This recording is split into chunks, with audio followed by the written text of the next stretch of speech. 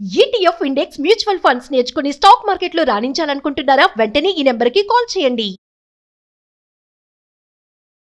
90 కోట్లు ఒక్క రూపాయి తగ్గిందో నాకు మెయిల్ పెట్టుకోవచ్చు. కూర్చొని పెడుతున్నారు వాడు 12 మంది. ఎవరు వస్తున్నా నేను పని చేయాలి, నాకేం అవసరం లేదు. వ్యసం చుక్కలు చూపించాలి. బిజినెస్ లోనైనా ఉద్యోగంలోనైనా టార్గెట్స్ అనేవి సహజమే. మేనేజర్ అంటే పని చేయటమే కాదు, పని చేయించడం కూడా తెలిసి ఉండాలి. ప్రైవేట్ ఉద్యోగాలు చేసే వాళ్ళ సగం జీతం అంతా కూడా టార్గెట్ టెన్షన్ తోనే పోతుందా? అంటే వాళ్ళ ఇంట్లో ఏపీఆర్ లో రాలేదు. నమస్తే, welcome back to Suman TV. ప్రస్తుతం మనతో పాటు ఉన్నారు consumers affairs committee chairman Mandari Krishna Reddy గారు. నమస్తే సార్. నమస్తే మేడం. సార్, మరి నేను చెప్పినట్టుగా చూస్తే టార్గెట్స్ చాలా మందికి ప్రైవేట్ అయినా గవర్నమెంట్ అయినా టార్గెట్స్ అనేవి ఉంటాయి కదా. మరి అవి రీచ్ అవ్వకపోతే పై అధికారులు ఎలా షంటింగ్ చేస్తారనేది మరి ఆ వీడియోలోనే అర్థమైపోతుంది. ఆవిడ ఎంత దారుణంగా తిడుతుందంటే ఉద్యోగం చేసే అతన్ని. ఒకసారి దాని గురించి మాట్లాడుకుంటే, అంటే చాలామంది కామెంట్స్ పెడుతున్నారు, అలా అనడము కరెక్టే అని కొంతమంది అంటున్నారు, అంత అలా అనకూడదు అని కూడా కొంతమంది అంటున్నారు. అసలు ఎంతవరకు అది కరెక్ట్ అంటారు? పై అధికారులు కింది ఉద్యోగుల్ని మందలించడం కానీ, లేక వాళ్ళ పని సక్రమంగా చేయనప్పుడు అది సరిగ్గా చేయించుకునే విధానం కానీ, అదొక మేనేజ్మెంట్ స్కిల్స్ అంటారు వాటిని. ఈ మేనేజ్మెంట్ స్కిల్స్ సరిగ్గా లేకపోవడం వల్ల కూడా చాలామంది తమ అధికార దర్పాన్ని కింది ఉద్యోగుల మీద రుద్దాలనే ప్రయత్నం చేస్తారు. అందుకోసం ఏ ఉద్యోగంలో అయినా తీసుకునేటప్పుడు మేనేజ్మెంట్ స్కిల్స్ ఏమిటి, సబార్డినేట్ కింద ఉండే ఉద్యోగులతో ఏ రకంగా మెలగాలి, వాడితో ఏ రకంగా పని చేయించుకోవాలి, ముందు అన్నిటికన్నా మానవత్వం, హ్యుమానిటీ అనేది చాలా ఇంపార్టెంట్. ఒక మనిషి సాటి మనిషికి ఇవ్వాల్సిన గౌరవ మర్యాదల్లో లోపం అనేది ఉండకూడదు. వాడు అతి తక్కువగా ఏదైనా ఉద్యోగం చేస్తున్న వ్యక్తి కావచ్చు, లేదా మధ్య రకంగా ఉద్యోగం చేస్తుండవచ్చు, లేదా పై అధికారి కావచ్చు, ఎవరి విషయంలో అయినా సరే మానవత్వంతో కూడుకున్నటువంటి ఒక మర్యాద, ఒక పద్ధతిని మనం మర్చిపోయినప్పుడు అది హ్యూమన్ రైట్స్కు వ్యతిరేకంగా వస్తుంది. హ్యూమన్ రైట్స్ ఏం చెప్తుందంటే, మనకు మానవ సంబంధమైన లక్షణాలు మనకు ఉండాలి, కనీస మర్యాదలు మనం ఇచ్చుకోవాలి, కనీస గౌరవ మర్యాదలు ఉండాలి. ఎయిటి వ్యక్తిని హింస పెట్టేటట్టుగా, బాధ పెట్టేటట్టుగా, అతను మదన పెట్టేట్టుగా చేసే పరిస్థితి దానికి మనకు ఎవరు అధికారం ఇవ్వలేదు.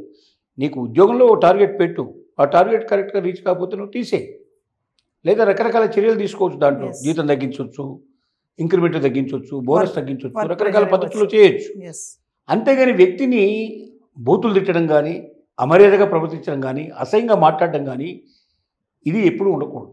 అంటే అవతల తనకు కూడా ప్రెషర్ ఉంటుంది పైనుంచి అని కొంతమంది అంటున్నారు. ప్రెషర్ ఉండడం తప్పు కాదు, తన మీద కూడా అధికారులు ఏ రకంగా ఉండాలి. ఒక టార్గెట్ ఆవిడ మీద పెట్టారు, టార్గెట్ రీచ్ చేయడానికి కొంతమంది పెట్టుకుంది, సెలెక్ట్ చేసుకునేటప్పుడే కరెక్ట్ పర్సన్ సెలెక్ట్ చేసుకోవాలి.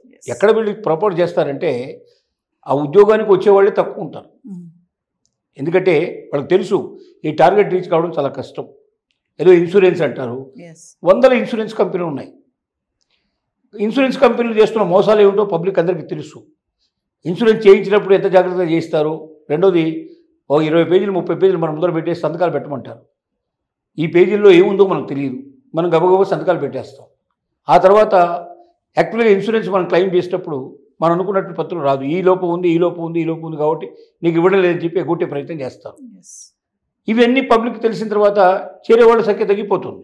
దాంట్లో చాలా ముఖ్యమైనవి, మొదటి నుంచి ఉన్నటువంటి పేరు పొందినటువంటి సంస్థలకి ఎక్కువ ఇంపార్టెన్స్ ఇస్తారు తప్ప ఇప్పుడు కొత్తగా వచ్చిన సంస్థలు చేయడానికి ప్రయత్నం చాలా తక్కువ మంది చేస్తారు. కానీ వాళ్ళకు టార్గెట్ ఉంటుంది, ఆ టార్గెట్ ప్రకారం ఇంతమంది చేర్చారంటారు. వాళ్ళు ప్రయత్నిస్తారు, ప్రయత్నం విఫలమైపోతుంది. విఫలమైనప్పుడు ఏం చేయగలుగుతారు? వాళ్ళకి శక్తివంతులు లేకుండా వాళ్ళు ప్రయత్నం చేశారు, వాళ్ళు విఫలమయ్యారు. జాబన్నా వదిలిపెట్టి వెళ్ళిపోవాలి వాళ్ళు, అంతకన్నా ఇంకొక మార్గం లేదు. మరి అలాంటప్పుడు వాళ్ళతో పని చేయించుకోవాలన్నప్పుడు బండబూతులు తిట్టడానికి నీకు ఏం అధికారం ఉంది? నువ్వు చెప్పడమే, చెప్పాల్సిన పత్రం చెప్పడమే. ఇది ఒక లాస్ట్ వార్నింగ్ ఇస్తున్నాను. 1 వార్నింగ్ 2 వార్నింగ్లు ఇవ్వాలి. 2 వార్నింగ్లు ఇవ్వడంలో కూడా ఎట్లా, నువ్వు నీ టార్గెట్ రీచ్ కాలేదు కాబట్టి, టార్గెట్ రీచ్ రాకపోతే మేము నిన్ను తీసేయాల్సిన పరిస్థితి ఏర్పడుతుంది, కొత్త వాళ్ళని నియమించుకోవాల్సిన పరిస్థితి ఏర్పడుతుంది. కాబట్టి జాగ్రత్తగా చూసుకో, ఈ నెల కూడా నువ్వు ఫెయిల్ అయితే ఆటోమేటిక్గా తీసేస్తారు. కానీ ఇలా బూతులు తిట్టడం, ఈ రకంగా మనిషిని తక్కువ చేసి మాట్లాడడం మనిషిని డిప్రెషన్లోకి నెట్టేస్తుంది. మామూలుగా సార్, ప్రైవేట్ సంస్థలు ఉద్యోగం చేసే వాళ్ళకి టార్గెట్ విషయంలో కొంతమంది పాపం రీచ్ అవ్వలేక ఇలా తిట్లు తింటూ ఇంకా చాలా వర్క్ ప్రెషర్ వాళ్ళపైన వేసేసి సెలవులు ఇవ్వకుండా చేయడం వల్ల కూడా సూసైడ్స్ వరకు కూడా వెళ్తున్నారు చాలా మంది. డెఫినెట్గా ఫస్ట్ జరిగేది ఏంటంటే డిప్రెషన్లోకి వెళ్ళిపోవడం. ఆ డిప్రెషన్లోకి వెళ్ళి డిప్రెషన్ ఎక్కడ అవుతుందంటే ఇంకా నా బ్రతుకెందుకు అనవసరంగా నేను బ్రతకడం వేస్టే ఉన్నట్టు నిర్ణయానికి వస్తారు. ఎందుకంటే వాళ్ళు అవతల వాళ్ళు మాట్లాడిన మాటలు వాళ్ళ చెవుల్లో ఎప్పుడు గింగిరాలు తిరుగుతూ ఉంటాయి. దానివల్ల ఏమవుతుందంటే మనిషి లోపల నిస్సత్వం ఆవరిస్తుంది. నేను దేనికి పనికిరాని వాడిని ఒక భావన ఏర్పడుతుంది. ఇంకా నేనేమి చేయలేనేమో, నా కుటుంబాన్ని నేను పోషించలేనేమో, బతకడమే వేస్ట్ ఏమో అనేటువంటి భావనకు వచ్చేసి ఆత్మహత్యలు కూడా దారితీసే అవకాశాలు ఉంటాయి. అంటే మనం ఏం చేస్తున్నామంటే అధికారి తెలుసో తెలియకో తన కింద ఉండే సబార్డినేట్స్ని, కింది ఉద్యోగుల్ని డిప్రెషన్లోకి నెట్టేయడానికి, ఆత్మహత్యలకు పురిగొల్పడానికి కూడా మనం ప్రయత్నం చేస్తున్నాం.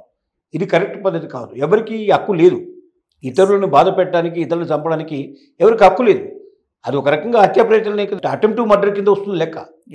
అరెస్ట్ చేయడానికి కూడా పాసిబిలిటీస్ ఉన్నాయి. వాళ్ళు ఒకవేళ ఏదైనా వీడియో చేసిపోతే ఆటోమేటిక్గా వీళ్ళని తీసుకెళ్ళి పట్టుకెళ్ళి లోపల పడేస్తారు. నా చావుకు కారణం పలానా అధికారి, అతను నన్ను ఈ రకంగా తిట్టాడు కాబట్టి నేను భరించలేక ఆత్మహత్య చేసుకుంటానని ఒకవేళ ఆ ఉద్యోగి ఏదైనా ఒక వీడియో తీసేసి చనిపోతే ఆటోమేటిక్గా అతన్ని అరెస్ట్ చేసి లోపల పడేస్తారు. అందువల్ల ప్రతి అధికారి ఒకటే ఆలోచించాల్సింది. ప్రతి అధికారి ఒకప్పుడు కింది ఉద్యోగుల్లో చాలామంది పై ఉద్యోగులుగా మారుతారు. కొంతమంది డైరెక్ట్గా ఉద్యోగాలు వచ్చే అవకాశాలు ఉన్నాయి.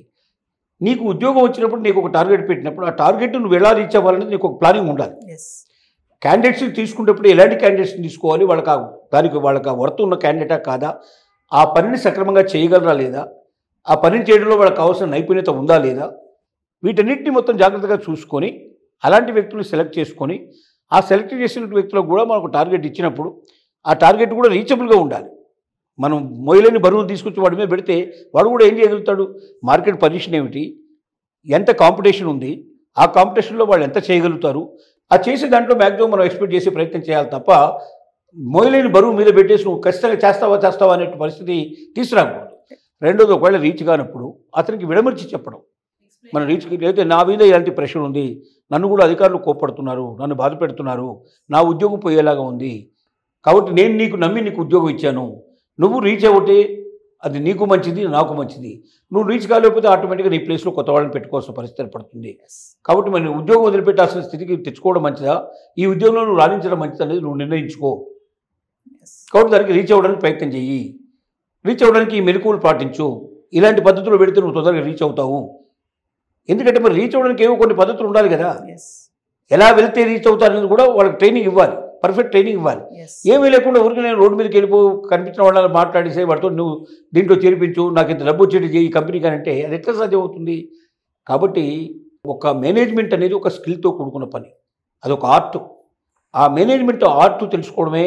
ఇప్పుడు మీరు మామూలుగా MBAలు చెప్తుంటారు, ఇవన్నీ కూడా మార్కెటింగ్ స్కిల్స్ అని చెప్తుంటారు. కాబట్టి మరి వాళ్ళకేమో చాలామంది మేనేజ్మెంట్ లోపల ఇలాంటివి ఏవి నేర్చుకోరు, ఏ రకమైన ట్రైనింగ్స్ తీసుకోరు. వాళ్ళు డైరెక్ట్గా మేనేజ్మెంట్ వచ్చేస్తారు. వాళ్ళు డబ్బు ఉంది కాబట్టి కంపెనీ పెడతారు, పెట్టి కింది వాళ్ళని అపాయింట్ చేసుకుంటారు. ఆ అపాయింట్ చేసుకునేవాడు కల్లా వాడన్నా కనీసం ట్రైనింగ్ తీసుకున్నవాడా, గతంలో ట్రైనింగ్స్ ఉన్నాయో ఇది తెలియదు, ఓకే డైరెక్ట్గా అపాయింట్ చేసుకుంటారు. వాడి మీద ఇంత టార్గెట్ పెట్టేస్తారు, నువ్వు ఎంతమందిని అపాయింట్ చేస్తూ చేసుకో, ఇంతమంది నువ్వు ఈ రకంగా నేను నా పరిధి ఇంత, నేను ఇంత అమౌంట్ ఇవ్వగలుగుతాను, దాంట్లో నువ్వు సాధించాల్సింది ఎంత అని చెప్పేస్తాను. అంటే ఇవన్నీ ఏంటంటే పూర్తిగా దానికి ఉన్న టెక్నిక్స్ కానీ స్కిల్స్ కానీ లేకుండా రా పీపుల్ వీళ్ళంతా. అంటే వీళ్ళకి డబ్బు సంపాదించడం ఒకటే లక్ష్యం తప్ప మనుషులతో ఎలా మెలగాలో, మానవత్వం విలువలు ఏమిటో, ఇతరులకు ఎలాంటి గౌరవ మర్యాదలు ఇవ్వాలో, ఎంత కింద పనిచేసే మనిషి అయినా వాడు ఒక మనిషే కదా, అతనికి కూడా ఒక మనసు ఉంటుంది కదా, అతనికి కూడా ఒక గౌరవం ఉంటుంది కదా, అతనికి కూడా పిల్లలు భార్యలు అంతా ఉంటారు కదా, వాళ్ళ దృష్టిలో కూడా చెడుగా కూడా ఉండాలి కదా. కాబట్టి ప్రతి వ్యక్తి తెలుసుకోవాల్సిన విషయం అంటే ఇతరుల వేళ మనం చేసేటువంటి ఎప్పుడు కూడా రారా పోరా అని కానీ, బూతులు తిట్టడం కానీ, అమర్యాదగా ప్రవర్తించడం కానీ, ఇవన్నీ కూడా అసభ్యమైన పరిస్థితి. ఇది చేయకూడదు. చట్ట ప్రకారం కూడా వాళ్ళకి హక్కు లేదు, ఇతరులు బాధించేందుకు హక్కు లేదు. ఇది తెలుసుకోవాలి. కాబట్టి టార్గెట్ ఫిక్స్ చేసేటప్పుడే ఆ టార్గెట్ రీచబులా కాదా అనేది తెలుసుకోవాలి. దానికి ఏ రకంగా రీచ్ అవ్వాలనేది ఖచ్చితంగా ట్రైనింగ్ ఇవ్వాలి. ఆ ట్రైనింగ్ ప్రకారంగా అతను చేయకపోతే అతనికి 1, 2, 3 వార్నింగ్లు. ఏ రకం వార్నింగ్లు అంటే సునిశ్చితంగా నువ్వు చేయకపోతే నీకు వచ్చే నష్టాలు ఏంటని అతనికి ఎక్స్ప్లెయిన్ చేసి, లేకపోతే నువ్వు ఉద్యోగం వదిలిపెట్టాల్సి వస్తుంది చెప్పడం. థర్డ్ టైం కూడా రీచ్ కాకపోతే ఉద్యోగం తీసేయడంత వరకు చేయాలి. ఆవిడ చెప్తోంది అందులో, నువ్వు పనికి మాలిన వాడివి, నువ్వు చెత్తవాడివి అని ఇలాగ రకరకాలుగా నువ్వు రాయి. నువ్వు అప్లికేషన్లో నువ్వు పెట్టేదాంట్లో కూడా నువ్వు రిజైన్ చేస్తున్న విషయంలో కూడా ఇవన్నీ రాయి. మళ్ళీ జన్మలో నీకు ఎక్కడ ఉద్యోగం దొరకదు చెప్తుంది ఆవిడ. అంటే జన్మలో అతనికి ఉద్యోగం దొరకపోవడం నువ్వెవరు నిర్ణయించడానికి? నీ ఆఫీసులో అతను పనికిరానుకున్నావు, తీసే అంతే. అంతే. అతని జీవితంతో ఆడుకోవడానికి నీకు ఎవరు ఇచ్చారు హక్కు? ఎస్. ఇది వచ్చిన అధికారాన్ని సరిగ్గా సక్రమంగా వినియోగించకుండా ఇతరుల మీద మన అధికారం చలాయించేందుకు ప్రయత్నం చేయడం అనేది ఇది చాలా తప్పు. ఇది నేరంతో కూడుకున్న వ్యవహారం. ఇది ఇలాంటి నేర ప్రవృత్తి కలిగిన వాళ్ళని అవసరమైతే అరెస్ట్ చేసి లోపల పడాల్సిన పరిస్థితి కూడా ఉంది. దీనికి రకరకాల సెక్షన్స్ కూడా ఉన్నాయి. ఇతరులను బాధ పెట్టి ఇతరులను అతని డిప్రెషన్లోకి నెట్టి అతను ఆత్మహత్య ప్రయత్నం చేసుకునే పరిస్థితి తీసుకురావడం అనేది ఇది ఖచ్చితంగా చాలా పెద్ద క్రైమ్ అవుతుంది. ఈ క్రైమ్లో పడొద్దని ప్రతి మేనేజ్మెంట్ ఏం చేయాలంటే ముందు వాళ్ళు నేర్చుకోవాలి, వాళ్ళు ట్రైనప్ అవ్వాలి. వాళ్ళు ట్రైనప్ చేయి కరెక్ట్గా దీనికి సంబంధించి ఎన్నో ట్రైనింగ్ సంస్థలు ఉన్నాయి.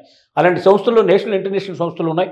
నీ ఎంత టార్గెట్ పెట్టుకోగలుగుతున్నావు, నువ్వు ఎంత సంపాదించాలనుకున్న దాన్ని దృష్టిలో పెట్టుకొని నువ్వు ముందు ట్రైనింగ్ తీసుకొని నీ కింది ఉండే వాళ్ళు కూడా ట్రైనింగ్ అయినట్టు వాళ్ళని తీసుకొని అలా ట్రైనప్ అయిన వాళ్ళను ఆ ఎక్స్పీరియన్స్డ్ క్యాండిడేట్స్ నువ్వు తీసుకున్నప్పుడు ఇలాంటి ప్రాబ్లమ్స్ రావు.